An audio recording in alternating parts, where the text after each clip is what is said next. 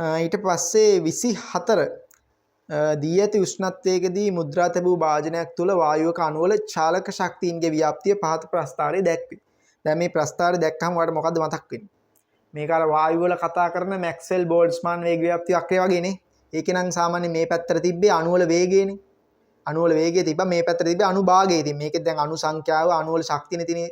ශක්තිය කියන්නේ ඉතින් භාගයයි mv වර්ගය කියන එකනේ mu වර්ගය කියන එක. ඉතින් වේගයයි මේකයි නිකන් එක ළඟ යන එකක් තමයි තියෙන්නේ. ඒ හැඩේම තමයි තියෙන්නේ. ඒකට අදාළ තියරි ටිකම තමයි මේකටත් ඇප්ලයි වෙන්නේ එහෙනම්. හරි. මේක කියනවා යම්කිසි වායු ප්‍රමාණයක් ඉවත් කරලා භාජනය නැවත මුද්‍රා තබලා සිසිලනය කරන ලදී. දැන් වැඩ දෙකක් කරනවා. හරි. එකක් තමයි යම්කිසි වායු ප්‍රමාණයක් ඉවත් කරනවා. ඉවත් කියලා ඉන්න ඕනේ මෙතන. ඊට පස්සේ වායුව සිසිලනයත් කරනවා. උෂ්ණත්වයත් අඩු කරනවා වායු ප්‍රමාණයත් ඉවත් කරනවා.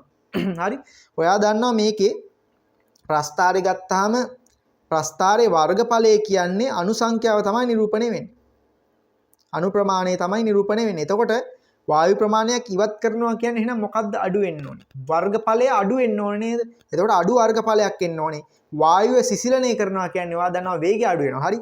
වායුව සිසිලනය කරද්දී මේ තියෙන්නේ සිසිලනය කරද්දී මේ මෙතන උෂ්ණත්වය අඩු වෙනවා. T එක අඩු වෙනවා. T එක අඩු වුණාම ඔයා දන්නවා C වර්ග බා සමානයි 3RT යටෙන් C වර්ගය අඩු වෙනවා. C වර්ගය අඩු වුණාම ශක්තිය ඔයා දන්නවා 2 භාගයයි m C වර්ග බා කියන එක නෙන්නේ. එහෙනම් ශක්තියත් අඩු වෙනවා. අර උපරිම ශක්තියත් අඩු වෙලා යනවා. එහෙනම් ප්‍රස්ථාරයේ වර්ගඵලයත් අඩු වෙලා උපරිම ශක්තියත් අඩු වෙලා මෙන්න මේ වගේ එකක් තමයි එන්නේ.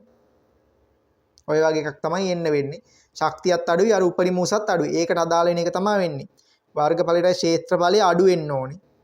අඩුවේ වමට විස්ථාපනය වේ. වමට උපරිම ලක්ෂ්‍යයේ පිහිටීම. ඔව් උපරිම ලක්ෂ්‍යයේ පිහිටීම අඩු වෙන පැත්තට එන්නේ නේ. වමට විස්ථාපනය කියන එක එතකොට හරියනවා. පළවෙනි එකම උත්තරේ එනවා වගේ. වමට විස්ථාපනය වේ. අනිත් ටිකත් කියවලා බලමු. වක්‍රයට ක්ෂේත්‍රඵලය වැඩි වෙන්න බෑ. වෙනස් වෙන්න බෑ. අඩු වෙන එක නෙවෙන්න ඕනේ. අඩුවේ දකුණට විස්ථාපනය. දැන් දකුණට විස්ථාපනය වෙනවා කියන්නේ මොකක්ද? ශක්තිය වැඩි පැත්තට යනවා කියන එක. උෂ්ණත්වය අඩු කරද්දී ශක්තිය වැඩි පැත්තට යන්න බෑ. අඩු වෙන පැත්තටයි එන්න ඕනේ. එහෙනම් උත්තරේ 1 තමයි එන්නේ හරියටම. 24 වෙනි MCQ එක උත්තරාංක 1 තමයි එන්නේ ඕන් ඔය විදිහට ගත්තාම.